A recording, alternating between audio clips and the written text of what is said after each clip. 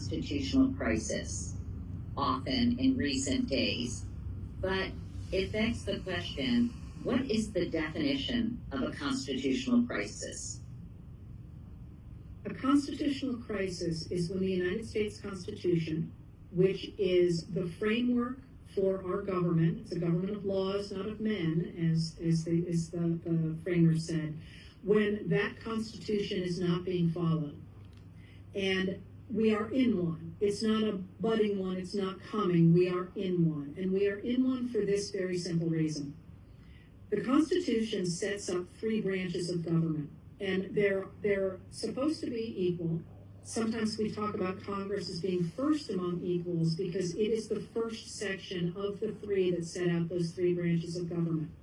And what the Constitution says is that, I mean, if you think about the Constitution, all it is a blueprint for how people have the right to have a say in their government, because that's why this country was so revolutionary, that it said that ordinary people got to choose their governments. They didn't have to live under kings. But how do you do that? So they created this framework, and what it says is the way people make laws is they elect representatives. And they elect representatives who meet in two chambers. Those chambers are the House of Representatives and the Senate. And the House of Representatives turns over every 2 years so that it can be very close to the people. The Senate turns over 1/3 every 2 years, so it can turn over in its entirety every 6 years, although it rarely does. It's a very long. It is very long. People have very long terms people in the Senate tend to stay there a long time. Years ago, the only house that turned over less frequently than the U.S. Senate was the House of Lords. But the way the Congress works is that only the House of Representatives can start revenue bills, but either house other than that can create a bill, can argue the bill, can pass the bill, and then the other house has to pass it. They are the only lawmaking body in our government. Then, if they have passed a measure, it goes to the president, and the president can either sign it and make it a law or veto it and send it back to Congress for them to rewrite it or to ignore it, which they almost never do.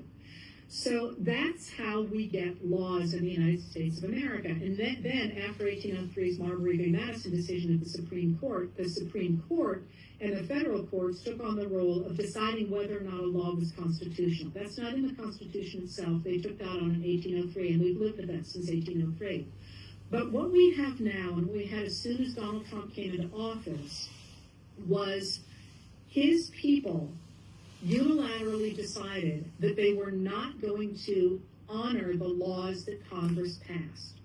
They were going to say, we're not going to fund these laws. We are now, even though they're all laws and a president signed them, are going to decide whether or not we're going to fund them.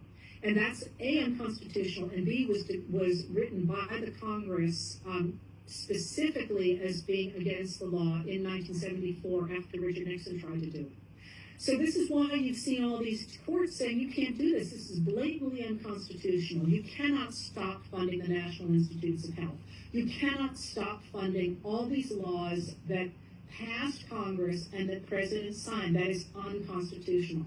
Now, of course, what we're seeing is certain members of the administration indicating that they don't want to honor those judicial opinions, which even Josh Hawley has come out, who's a Republican senator, has come out and said you can't just disregard the courts. But this idea that the president can unilaterally decide to appoint people who say we're not going to honor certain laws destroys the very concept of the idea that Americans get to vote for people to make their own laws, and it turns Congress into what is essentially an advisory body that has no force, which is beyond even the ability to grapple with in our history, because it completely overturns the idea that we get to write our own laws. To say